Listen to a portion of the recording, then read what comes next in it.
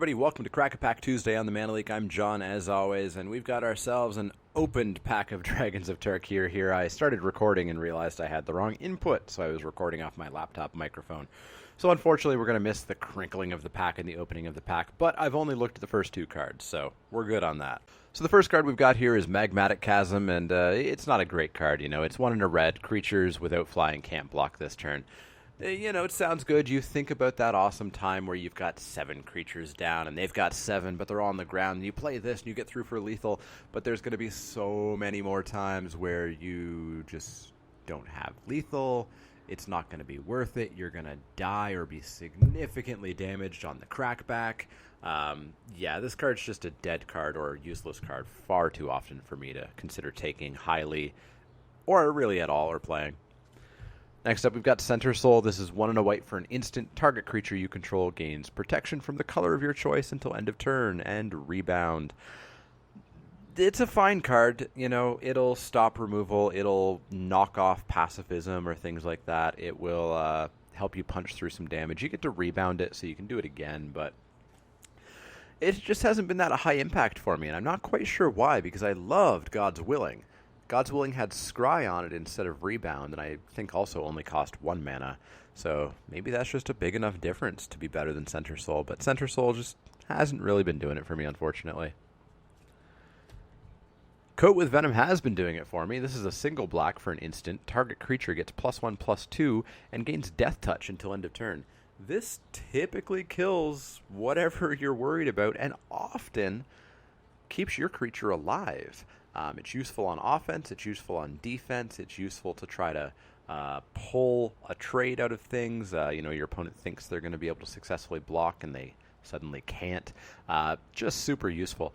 Not first pickable, of course. This is not a card you take super highly. This is a card that you take when you're black for sure, and there's not too much else in the pack, or maybe there's just some pretty middling creatures, things like that. Then this is a fantastic pickup at that point. Next up, we've got Kolaghan Stormsinger. This is a single red for a 1/1 human shaman. It has haste and it has megamorph, so you can pay 3, make it a 2/2. Pay a single red to flip it up and make it a 2/2 with haste. And when it does flip up, you can give something else haste until end of turn. There's some cool setups you can do with that, but you're not going to usually get too much off this guy. And he's just really weak by himself. He is just a 2/2 once the haste is all spoken for, which isn't that exciting. It's fine, but there's just so much higher value cards out there. If you need a low curve, sort of early game creature desperately, sure, but otherwise just not that great, and obviously not first pickable. Updraft Elemental, pretty useful guy. 2 and a blue for a creature elemental. He's a 1/4 and he has flying. This goes in the blue-black deck because a turn 3 flying X4 is going to block almost everything for several turns. And it's going to let you draw your removal, draw your counter spells, draw whatever it is that you need to help you at that point in the game, whether it be controlling some more, establishing your board, whatever. Totally fine card. Not first pickable. It's not what makes you go into blue-black or anything like that. It's just what helps out with that deck. Picked up 2 cards there for a second. We've got Dragon Scarred Bear. It's 2 and a green for a bear. It's a 3/2, so it's not actually a bear. It's got Formidable, so when you have 8 power on the board, you can pay 1 and a green to regenerate Dragon Scarred Bear. And as a 3/2, he's pretty helpful for getting to Formidable. He's going to be often formidable unless you're getting sort of your creatures killed left and right.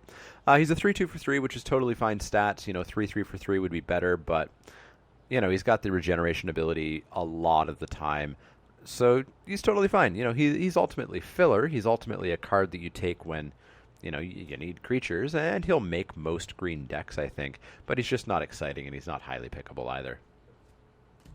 Next up, we have the card we briefly saw already, Evolving Wilds. It's a land. You tap it, and you go and you fetch yourself a land. The land comes in not on tap. That would be awesome.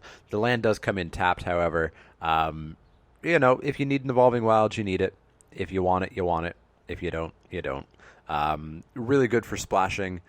also totally fine in a 2-color deck. It'll help you fix your mana that much more easily to hit your double colors or whatever it is you need. Totally fine card, but not a high pick unless you're planning on splashing or already have a splash that you want. Summit Prowler, 2 red for a 4/3, and that is it. It's completely vanilla. It fits the curve. 4/4, or sorry, not 4/4. 4/3 for 4 is fine. It's not awesome. It's not quite what red usually wants to be doing in this format. It's a little bit slow, and the double red can hurt you a bit. Fine filler, later pick, not first pick for sure. Not much else to say about it, really. Hopefully we hit a first pick at some point. Naturalize, 1 and a green for an instant destroy target artifact or enchantment.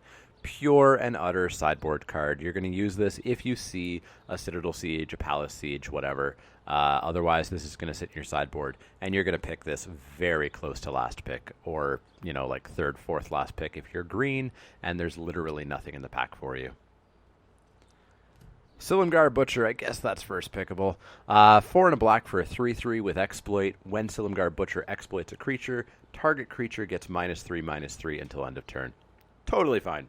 3/3 for 5 is a bit expensive, but 3/3 is decent stats.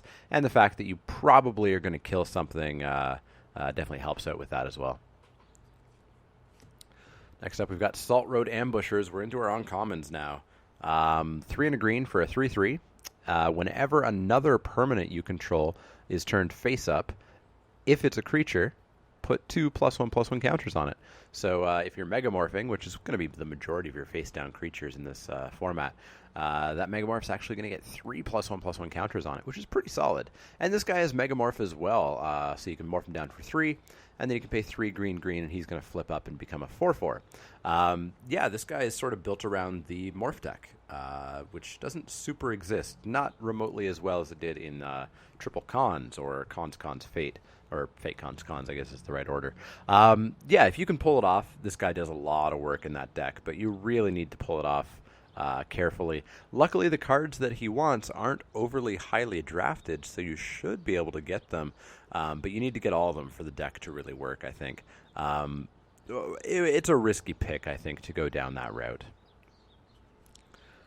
Next up, we've got Duel Lurker. This is a single blue for a Salamander. It's a 1/1 for 1. Duel Lurker can't be blocked, so it's unblockable. Plus, it's got Megamorph, so you can pay 3 instead of 1 and make this a 2/2, then pay another blue to flip it up and make it finally a 2/2 that's unblockable. Have not been excited by this guy at all. He dies to a lot of stuff. Obviously not to combat, but there's just so much removal that deals with this guy. And 2 unblockable a turn doesn't ever really seem to get there for some reason. That's about the number that you're going to see on unblockable guys usually, but for some reason I'm just never afraid to see this guy on the other side of the table, and I'm never excited to play him, really. Not a big fan of Duel Lurker, unfortunately. Aven Sunstriker, 1 white for a 1/1 flying double strike. And it has Megamorph, so you can pay 3 to make it a 2/2, flip it up for 4 and a white, and make it a 1/1 with a +1/+1 counter, so a 2/2 flying double strike. A 2/2 flying double strike is pretty darn good. I was famously down on this guy in my set review, and I was wrong. Although I haven't actually seen him played that much. I haven't ever really seen him on the other side of the table. I've never played with him. I don't know where these guys are going. I don't know if they're being picked highly and not played. I don't know if they're being picked and then just not pulling it together and making it to the finals. I don't know what's going on with this guy. I just haven't seen him around. I feel like he should be good. 2/2 flying double strike is great. 4 and a white mana is fine for that. Yeah, you can bolster him, but you can't really ever just assume you're going to be bolstering this guy easily. But seems totally fine. I'd be totally happy with this card, especially because I haven't played with it yet, somehow. And our rare is Mr. Ciroc himself, Ciroc the Hunt Caller. 2 green for a 5/4 with Formidable at the beginning of combat on your turn. If creatures you control have total power 8 or greater, target creature you control gains haste until end of turn. So that creature you just brought out, he can attack this turn as well.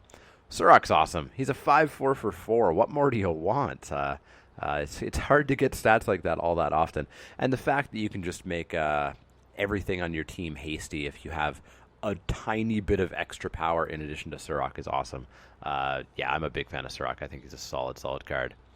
No foil, unfortunately. We got ourselves a Jin Monk. Yeah, I don't think there's much of a question here. Ciroc seems to be the pick to me. Sunstriker was kind of in second place there, but I think Ciroc is just absolutely super solid card. He's going to do a heck of a lot of damage, and his value bonus there is pretty good as well. Definitely let me know what you would have taken. Would you have taken Ciroc? Would you have taken the Sunstriker? Is there something else that I missed or totally didn't think about the power level? Let me know. I love learning from you guys as much as I hope you guys love learning from me. As always, if you have any questions, comments, suggestions, you can find me on Twitter at The Mana Leak. That's L-E-E-K, like the vegetable, not the card. And you can also find me on Facebook at facebook.com/The Mana Leak. You've already found me here on YouTube. If you have any questions, comments, suggestions, you can throw them down here as well in the comments section. If you like the videos, you should click those little thumbs up icons to let the world know and help my videos keep climbing through the ranks. And you should subscribe to my channel. There's a subscribe button below each video and one in the outro of each video.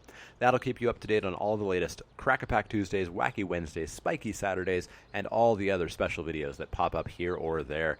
As always, if you have any questions, comments, suggestions, let me know. Otherwise, I'll see you all next time.